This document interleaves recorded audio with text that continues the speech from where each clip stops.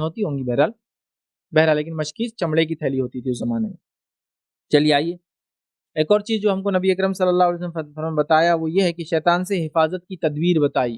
शैतान क्या करता है और कैसी हिफाज़त करना, दोनों बातें बताई। आइए वो क्या है? सही इब्न खुज़ैमा की रिवायत है, जाबिर बिन अब्दुल्लाह रज़ी अल्लाह अन्हु हदीस के रावी फरमाते और कहते हैं नबी अकरम सल्लल्लाहु अलैहि वसल्लम ने फरमाया, जब रात को तुम सोने लगो तो मशकीज़ों, वो पानी की थैलियाँ जिसमें पानी भरा जाता था, मशकीज़ों के मुँह बाँध दो और दरवाज़ों को बंद कर दो और खाने की चीज़ों को ढाँप दो, क्योंकि शैतान रात को आता है।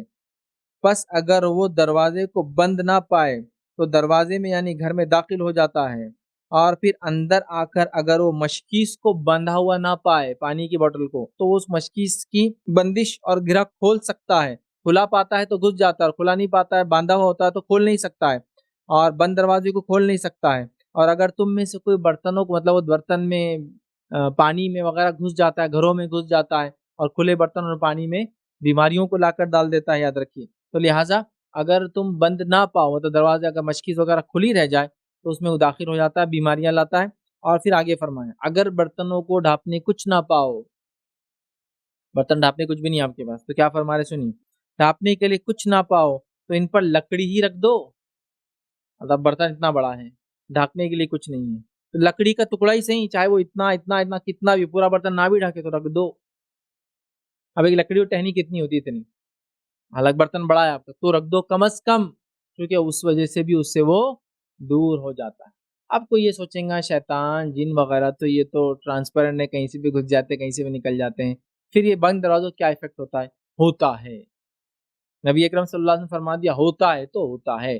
फरमा दिया कि दरवाज़े बंद हो तो खोल नहीं सकता है तो नहीं खोल सकता है। दरवाज़े बंद हो दाखिल नहीं हो सकता है तो नहीं हो सकता है। अगर थैलियाँ बंद हो तो नहीं हो सकता है तो नहीं हो सकता है। बर्तन ढका हो तो बीमारी नहीं डाल सकता तो नहीं डाल सकता। खुला हो तो वो कर देता।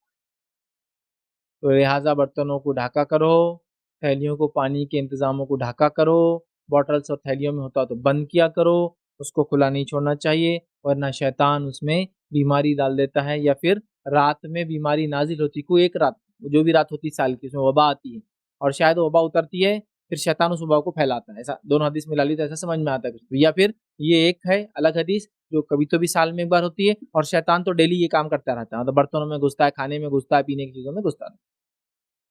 चलिए आगे बढ़ते हैं। सोने से पहले जो काम करना है उनमें एक काम और है, रात के बाद शैतान से घर को